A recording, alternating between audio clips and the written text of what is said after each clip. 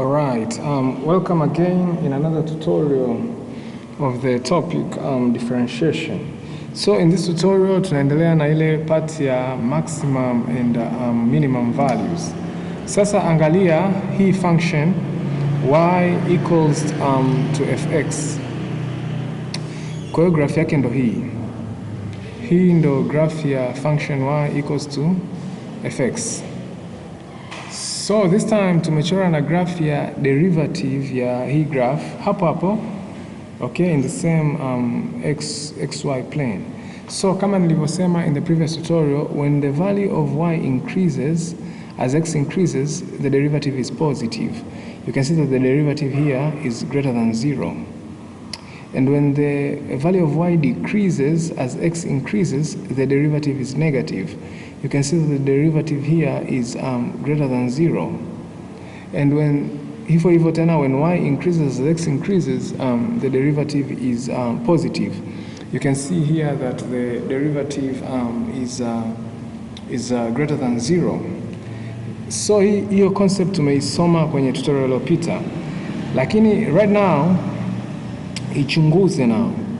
ichunguze hii graph ya hii derivative kama derivative, okay? So we have here point A and point B, okay? Okay, I also said in the previous tutorial kwamba at the turning points the derivative is 0. Ndio maana at A dy dx ipo hapa at x axis maana ni 0, na at B ipo hapa at x axis maana ni 0. So now if you look at this graph, you know, at A dy dx in a decrease, okay? You see in a decrease, okay? Wakati at B dy dx in a increase as x increases, okay? So now the derivative now of the derivative, so I mean the slope here hii, the slope here hii graph ya hapa chini, which is just maana ni derive tena hii dy dx, maana ni second derivative sasa. Second derivative, okay? At A inakuwa ni negative, okay? Because it is decreasing, you see? It is decreasing. So this one is at A. So the second derivative now decreases. Wakati kwa sababu graph ya dy dx ina increase at B, so it means slope yake sasa it will be positive. Okay, so the second derivative now will be positive. This one is at B. So at B, the second derivative will be positive. Wakati at A, the second derivative will be negative. So we learn that now at maximum point, the second derivative, manake slope ya the graph of dy dx is negative, less than 0. Wakati at minimum point, the second derivative, manake the gradient of the graph dy dx, okay, is what? Is positive. So this it will help us now to determine the maximum and the minimum point. Check out this example and it will improve our understanding. So this is example. It says, find the maximum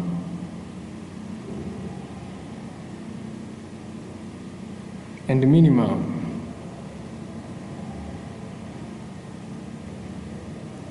ordinates of the curve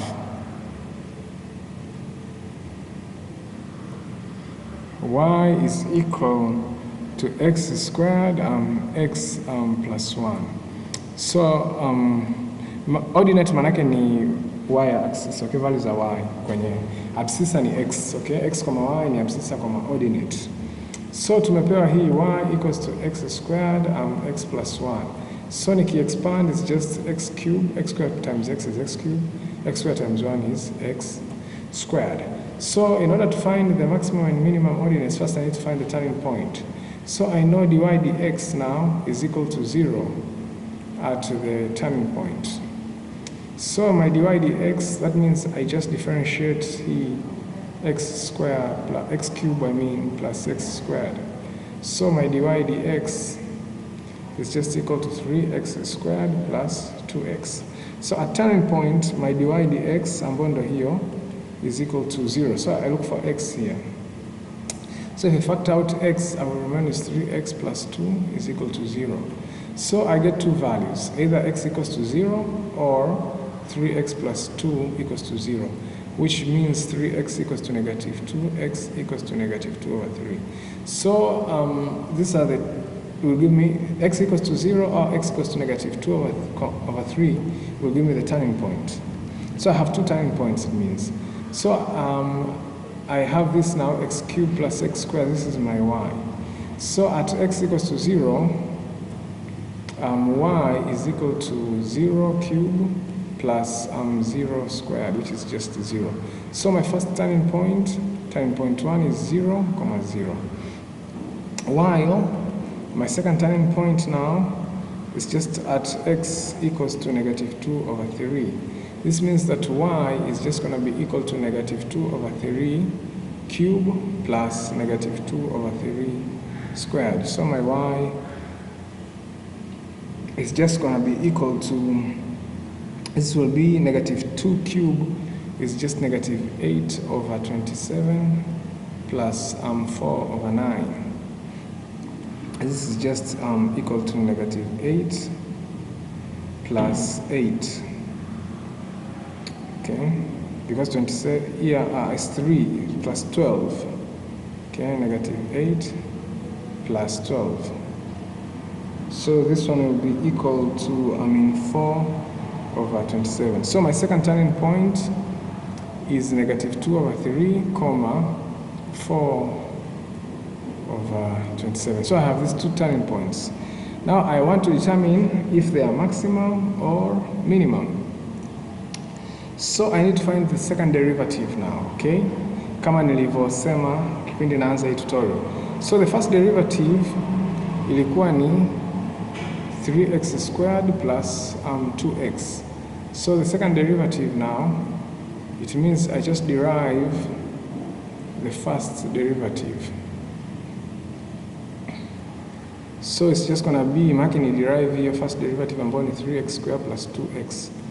Ambapo nitapata kwamba second derivative is equal to 6x plus 2. So my first turning point TP1 was 0, 0. It means x is 0. So nikiweka 0 hapo, I get is equal to 2, which is positive. So I mean huyu anakuwa ni greater than 0, okay? You can see at TP1, okay? So if this one now is positive at TP1, that means that TP1 is minimum. TP1 is minimum, okay? Is minimum value. Kwa hiyo hii 0, 0 is the minimum value, okay? Bado sasa zamu ya nani? Ya ile turning point nyingine hii. Let's see if it's a minimum value or it's a maximum value.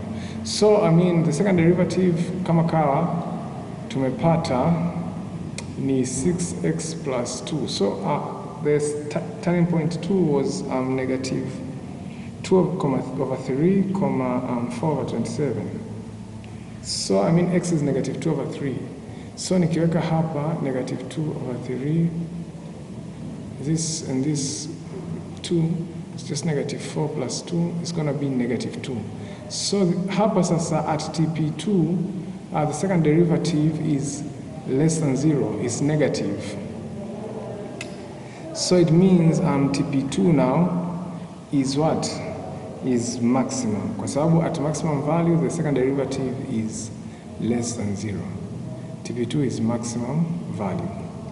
So I have obtained kwamba 0, 0 is minimum value, wakati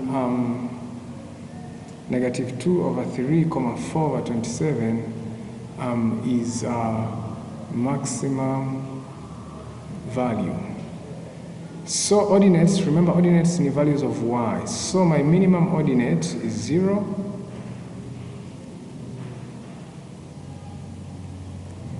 is equal to 0, wakati my maximum ordinate is equal to ngapi? Hii hapa manake 4/27. So feel free to comment, guys, in the comment section. Let me just say, see you again in the next tutorial where we are going to continue with the applications of differentiations.